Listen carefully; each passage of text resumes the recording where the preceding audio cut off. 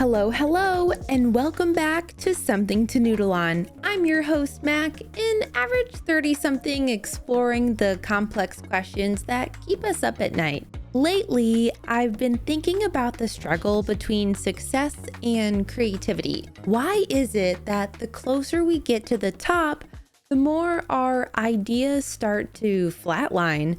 Perhaps people pleasing or advancing technology gets in the way. Whatever the answer, this question should definitely give us something to noodle on.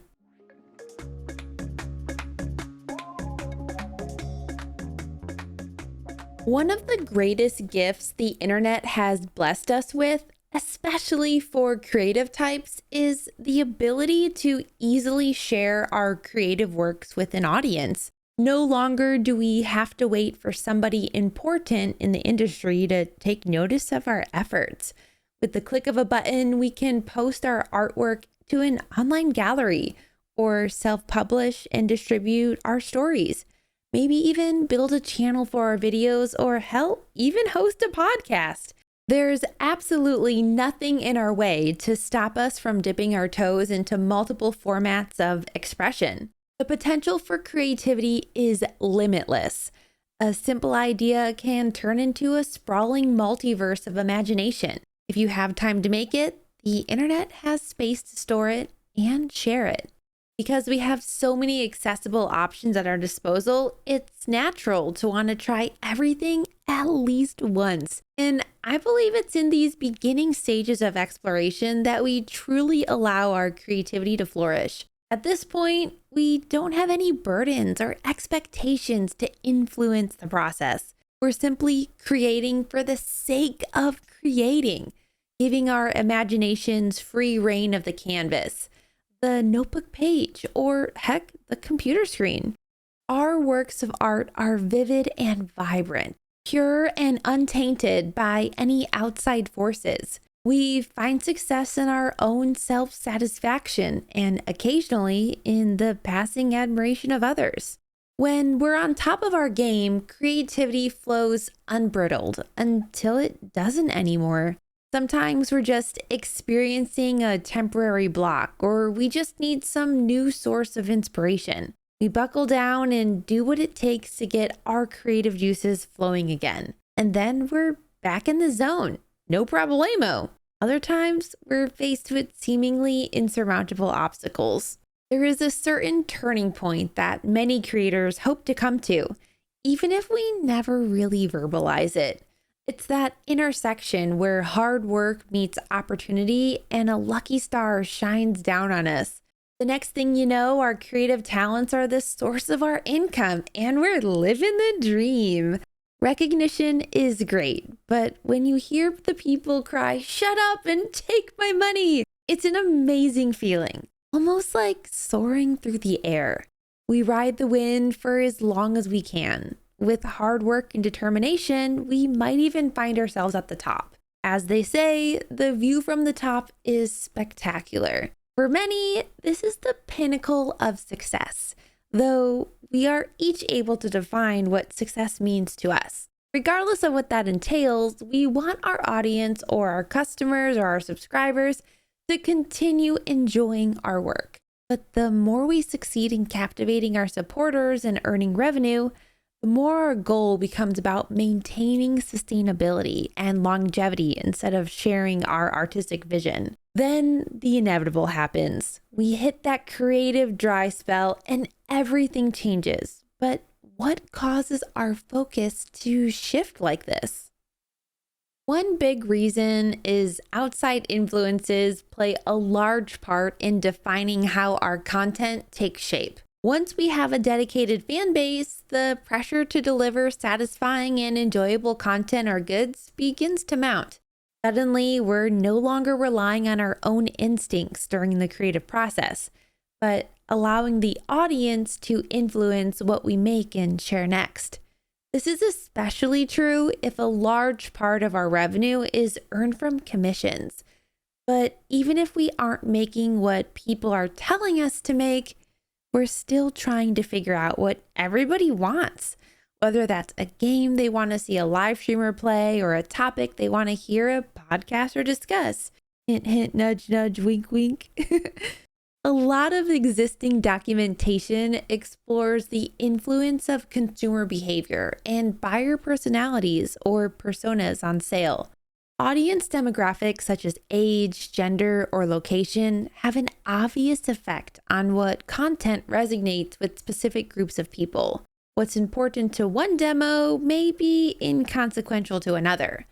How we approach these differences can make or break our continued success. And bottom line, none of these things have to do with who someone might be as an artist or what fantastical visions might be spiraling through their imagination.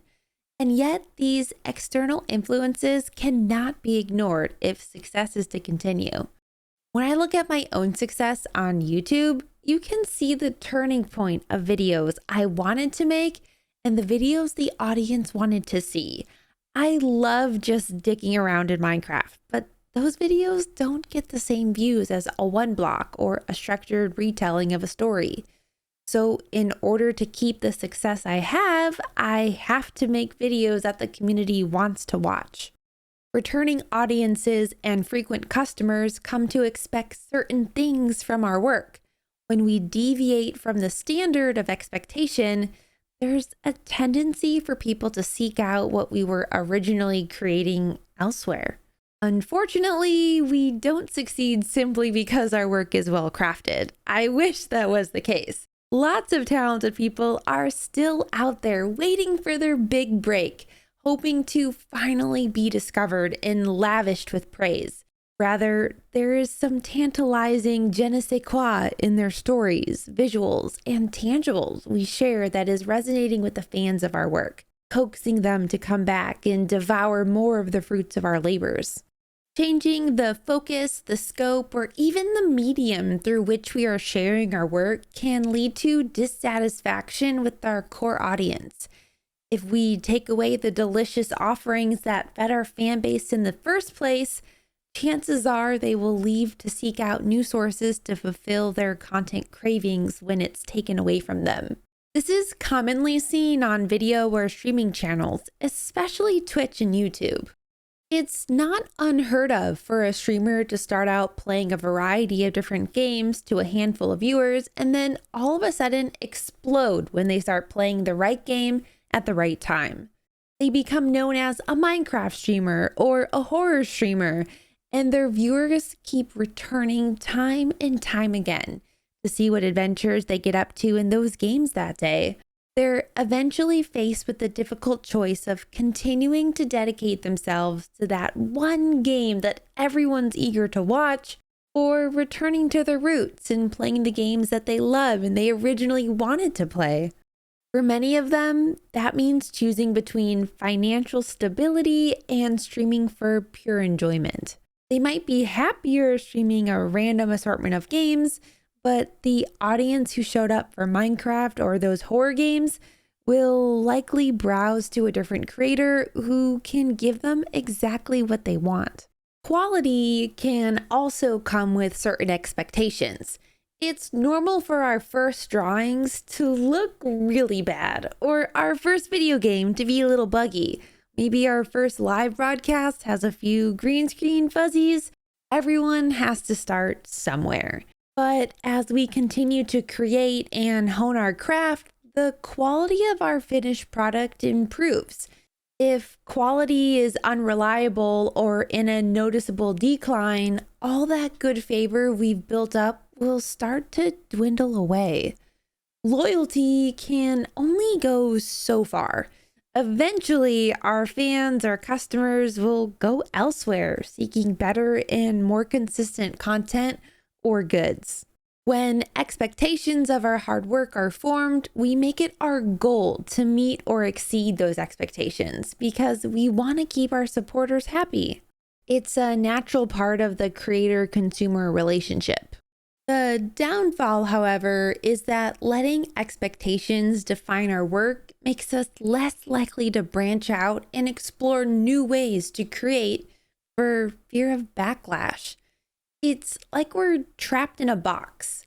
No outside thinking allowed, our creativity is stifled, and afforded no room to expand. The current state of the internet is geared toward creating content that people want to see rather than what we want to create. It's undeniable that a big part of uploading content to the internet revolves around SEO, or search engine optimization. Google, Bing, and other search engines are a great way to connect viewers and creators alike.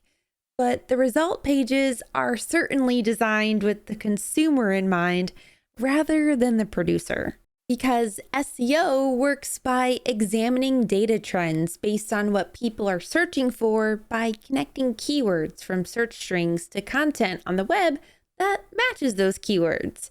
It's a lot of mumbo jumbo, but if we want more people to visit our portfolios, video channels, or merchandise shops, then we have to provide the content that they are searching for in the first place, and make sure it's all labeled correctly. While we might think an animated roleplay series based on two side characters from Final Fantasy VI is a winning idea, chances are that unless somebody is searching specifically for that content, they're unlikely to stumble across our channel. But if we know audiences are searching for that silly or fake voiceover clips from Final Fantasy XIV, then we can create that content and have much more success at drawing in viewers because we're simply giving them what they want.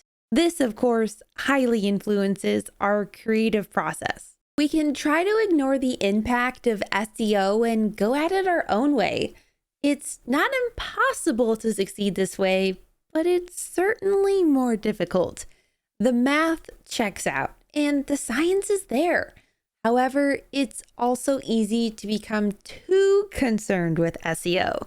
Over-focusing on metrics reroutes the flow of creativity. We end up becoming more obsessed with being on trend and analyzing performance data than being true to our inner artist. I personally fall into these traps when I'm looking at click-through rates and average view durations on videos. If a video idea doesn't do well, it doesn't matter how much fun I have making the content. I just won't return back to that idea. Because on YouTube, CTR and AVD is king. Those two numbers tell you exactly what your viewers want to watch from your content selection. But this isn't the only way to hurt our performance. Sometimes it's just good old burnout that kills our creativity. Balancing our creative vision with audience wants and needs while considering SEO and an increasing awareness so we can continue to pay our bills eventually takes a toll on our mind and our body. It's a lot of hard work to earn your place in the upper echelons of content creation, and even more work to maintain your position there. The daily grind is necessary for success, but overworking staunches the flow of creativity. This is why I've always tried my hardest to maintain a work-life balance with content creation. In my early days, I would help out on my friend's channel and then work on prepping video ideas for my channel, eat dinner, stream on Twitch, and then record more videos for YouTube. My days ended around 11 p.m., sometimes midnight, and I was more than burnt out. Nowadays, you won't catch me working late on YouTube stuff unless I absolutely have to be. Including right now, as you can tell in my voice, it is currently 11:45 at night, and I'm about to get on an airplane to Dallas in a couple of hours. So this will probably be edited on the plane, which isn't really helping my argument for work-life balance, but you get the idea. For the most part, I actively preach making time to step away from your keyboard and get involved with something non-media related to help just get away from it all.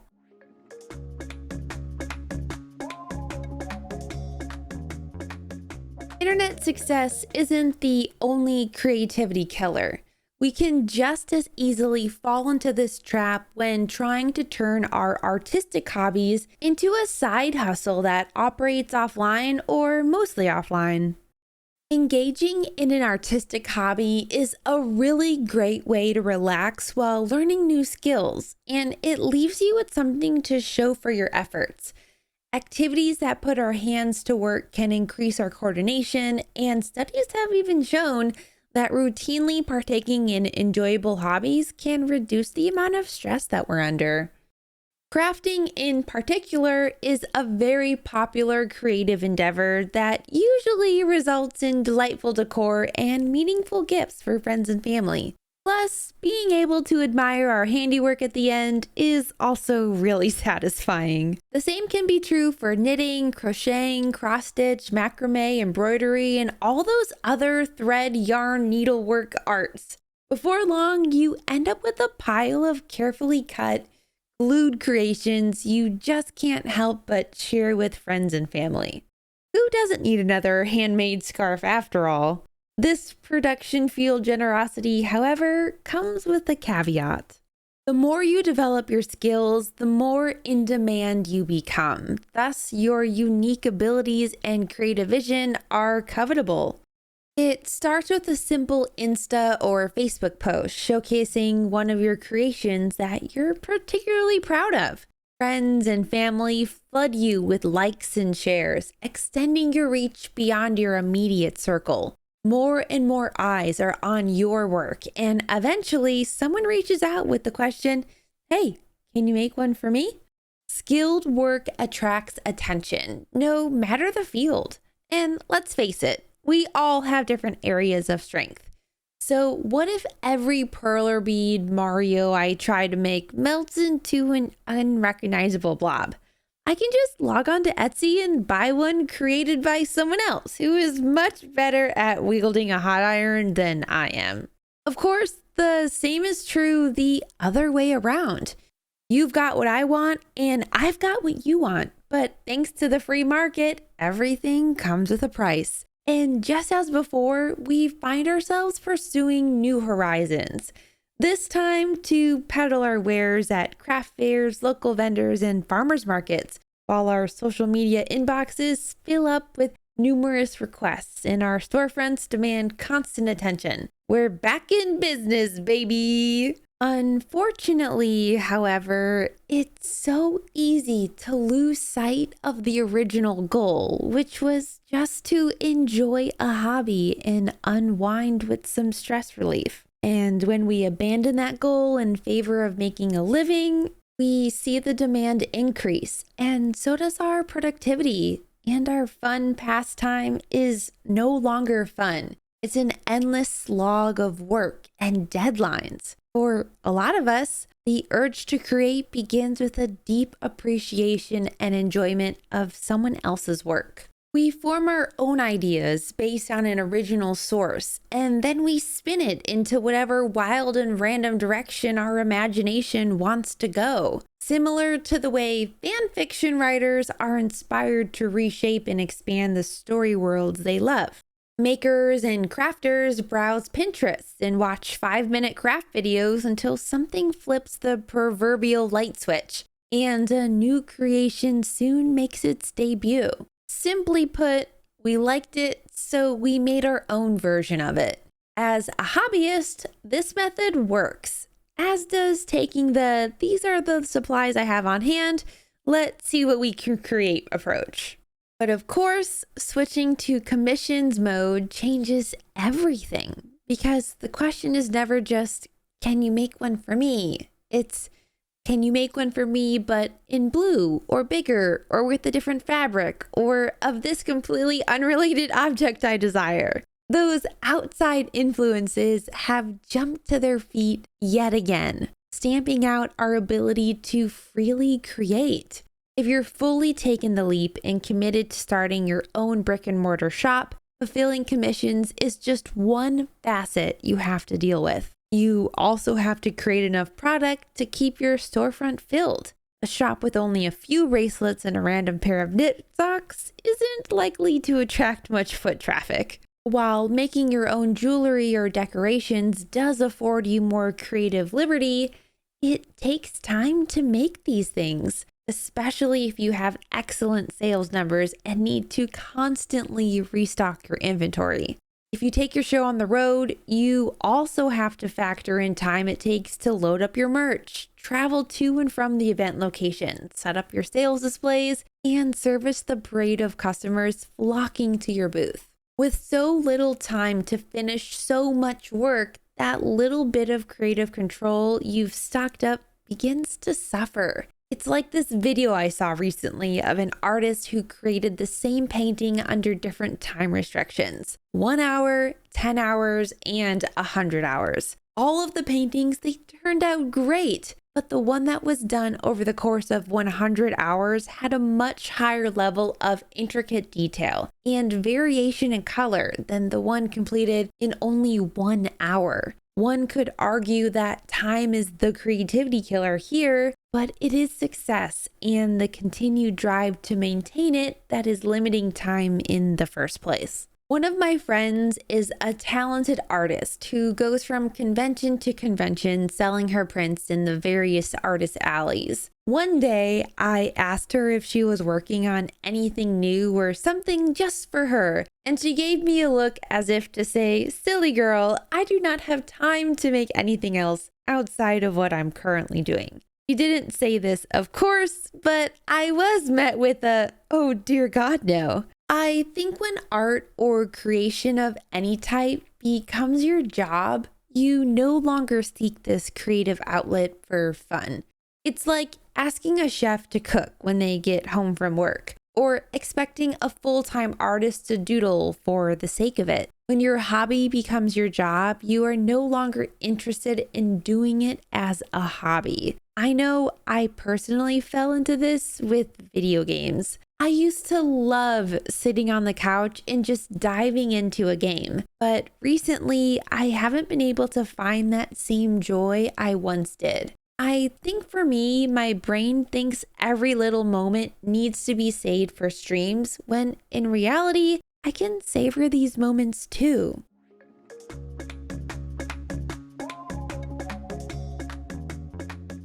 So, what does this mean for the future? Will true creativity eventually die out in favor of specifically designed artwork? Or will humanity continue to find ways to give fantastical mental images physical form, whether or not doing so is profitable? The idea of artists getting paid to create is nothing new, but it has changed throughout history and will likely continue to do so as it evolves. For example, during the Italian Renaissance of the 1400s, wealthy patrons financially supported the artists they contracted to paint, sculpt, or otherwise create specific pieces of art. Not unlike commissioned artwork today. Typically, Renaissance artists had little control over the details of the project they were hired to do, but through consistent output, they could find themselves kept on retainer by the court, allowing them to build up a solid reputation and eventually gain more creative liberty over their art. Artists during this period depended on patronage due to the high price of art supplies and the amount of time needed to complete their work. Essentially, work as a creative artist during the Italian Renaissance was a privilege for only the most talented and successful in their field. The artists who could capture the eye of the upper class and maintain the necessary finances were the artists who earned the ability to create freely. Under this model, success was necessary for creativity, quite the opposite of what we see today. Artwork in the age of information, digitalization, and global connection is vastly different from the analog artworks of the past created by human hands. Software such as Adobe Photoshop or Procreate for iPad offer a wealth of digital design tools to simplify and save time creating and editing images. Why mess with an assortment of paint tubes when we have every color imaginable at the tip of our cursor? Or why spend years honing a technique when a brush tool can apply it in a matter of seconds? And this isn't just limited to painting and drawing. Instead of sculpting from clay, we can 3D print almost any object with minimal labor. Just let the machine do all the work. Poems, short stories, and even novels can be crafted in minutes with the help of ChatGPT and other AI services for that matter. Even our phones can take photos and record video with studio quality without having to invest in expensive equipment. Not to mention the tools we have available to quickly and easily create professional looking websites, portfolios, and online art galleries. All of these labor, time, and cost saving options should encourage a global explosion of creativity. There is so much more that we can bring to life. And of course, these new methods have led to some really awesome stuff that we wouldn't have been able to create even just 50 or 100 years ago. But on the other hand, these shortcuts have also led to the ability for anyone to mass produce products, even if they don't have the resources, thanks to those online websites that create on-demand services. For example, the Printify website allows you to upload designs and choose which media to print those designs on. We're talking t-shirts, pins, mouse pads, mugs, you name it. And a third-party service manufactures it, but only when someone places an order. Then you can turn around and sell those items on Etsy for print-on-demand profit. You can also order some of these print-on-demand products for yourself and display them in brick-and-mortar shops. This is great for custom or branded items, but maybe not so great for creativity. Print on demand is essentially selling an idea. Your designs are merely suggestions, and it's up to your customers to decide whether or not they're worth making. This in turn can lead to an artist rapidly churning out hundreds of simple designs without much thought or effort. The only thing they have to lose is the time spent creating the template. No need to purchase materials or expand any other effort in the physical production of the item. Sprinkle in a little bit of marketing and promotion, and surely you have the recipe for success with minimal effort. Sounds kind of nice, doesn't it? We could argue that there is still an artist behind the design, since someone did make and upload the image to be printed on the desired medium after all. People putting in the labor hours should surely be considered artists too, for physically crafting the items. But something about the whole process feels a little bit like cheating, or like we've lost sight of the meaningfulness of genuinely creative work. Artists in the past struggled for the means to even purchase their supplies, whereas today, art supplies are cheap and abundant. Even a newcomer learning to craft can pick up a brush and canvas or needle and yarn without any prior training or renown. They may even be able to find a buyer despite using low quality materials. Just as long as the finished item is sufficiently composed, for someone, the shoe might fit. And yet, we still choose the shortcuts. Could it be that it's not success that is killing our creativity, but rather our easy access to technology? It's hard to predict where the future of creativity lies, but it seems like AI is the direction we're headed. Artificial intelligence is so powerful, and engineers are working furiously to keep pushing the boundaries of this technology phenomenon further and further ahead. We already have AI-powered resources that can create stories and artwork based on a prompt. They're not quite perfect just yet, Exhibit A being the hands, but they'll only get better from here as time goes on. Imagine if some of the other machines we use for everyday creative works were plugged into the matrix, so to speak.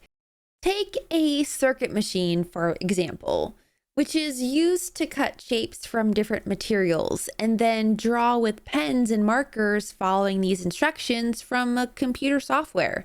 A supercharged AI circuit could be programmed to design, create, and assemble elaborate holiday cards. and maybe even mail them out too. They tell us that AI is to make our lives more convenient, but I really see it as a double-edged sword. Sure, AI saves time and effort, and even what we have now is capable of spitting out unique creations. If AI does all the work, then what purpose do we have to strive for creativity? Especially when saving time and effort increases the chances for financial success. Perhaps the only hope we have is for artists in the future to take all that time they have and money they're making to chase their own creative dreams.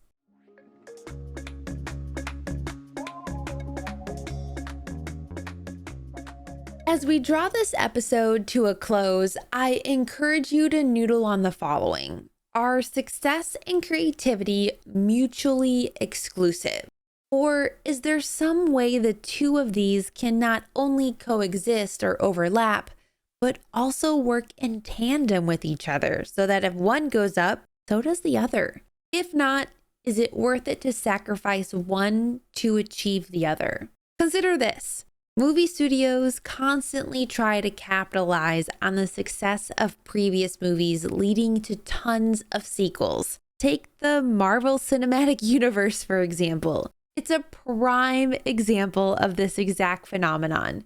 3 Iron Man movies, 3 Thor movies, 3 Guardians of the Galaxy movies. As is common with most series, many people tend to agree that the first movie in each of these trilogies is probably the best, except for the Thor movies, but that's another opinion for a different time. While these sequels typically lackluster and are more formulaic. However, in 2003, it was the first time in 20 years when the box office was topped by 3 movies that were not sequels. We're talking Barbie, Oppenheimer, and the Super Mario Brothers movie. At first glance, it looks like creativity and success go hand in hand here, with 3 unique movies reigning supreme. But the Barbie and Super Mario movies are both derivatives of really well-established franchises and brands, while Oppenheimer is based on a true story. Sure, the plot lines for Barbie and Mario offer a fresh perspective on long-standing characters we've come to love, and Oppenheimer could be loosely categorized as creative nonfiction. But none of these movies are wholly unique. There is no argument that these movies are successful, but whether or not they're truly creative is debatable. Well, that's it for me here. I hope I gave you something to noodle on. I'm so sorry my voice is just absolute trash. It is very late, so I apologize for that and this episode taking so long to come out. As stated in previous episodes, if you were listening, I think this topic just hits a little too close to home for me, and I'm not ready to face the music or admit that my own creativity is stifled from my own doing. I encourage you to noodle on ways you can be more creative in your own lives. And if you have any tips or creative things that you'd like to share, please post them in our Discord or follow us on Twitter at @apodtonoodleon. Until next time, bye friends.